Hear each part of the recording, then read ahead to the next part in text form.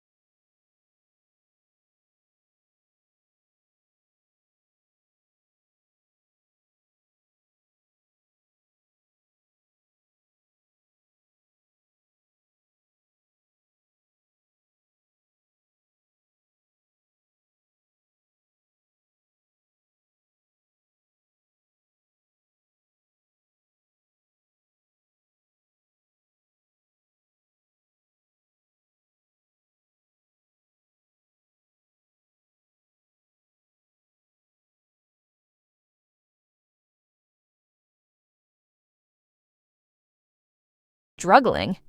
He simply helped me. Frank looked at Emily. I never forgot that. Emily's eyes filled with tears. So the $20? Frank nodded. I wanted to pass it on. But why give it to me? Frank smiled. Because you needed it. Emily shook her head. I didn't tell you that I was struggling. You didn't have to. Frank reached toward the table and handed her a small envelope. Her name was written on the front. Emily opened it with trembling hands. Inside was a letter. Frank had written that he knew she had dreams. He knew she wanted to go to college, and he knew she was working too hard to give up on them. The envelope also contained enough money to cover her first year of tuition. Emily began to cry. I can't accept this. Frank gently smiled. You can. Why? Because someone once did the same thing for me. Emily held the letter against her chest.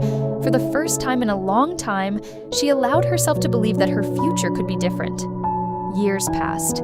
Emily went to college, she graduated, and eventually she opened a small coffee shop of her own. Near the register was a simple handwritten sign.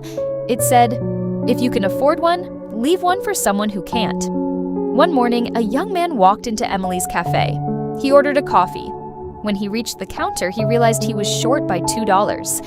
Emily quietly paid the difference. The young man looked surprised. "Why did you do that?" Emily smiled. "Someone once did it for me." She looked toward the window. For just a moment, she imagined Frank sitting at his old table, reading his newspaper and drinking his coffee. And she smiled.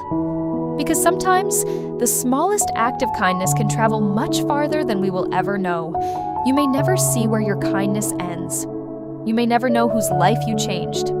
But that doesn't mean it didn't matter. So if you have the chance to help someone today, don't underestimate what a small act can do. Because sometimes a cup of coffee isn't just a cup of coffee. Sometimes it's hope. And sometimes, hope is exactly what someone needs to keep going.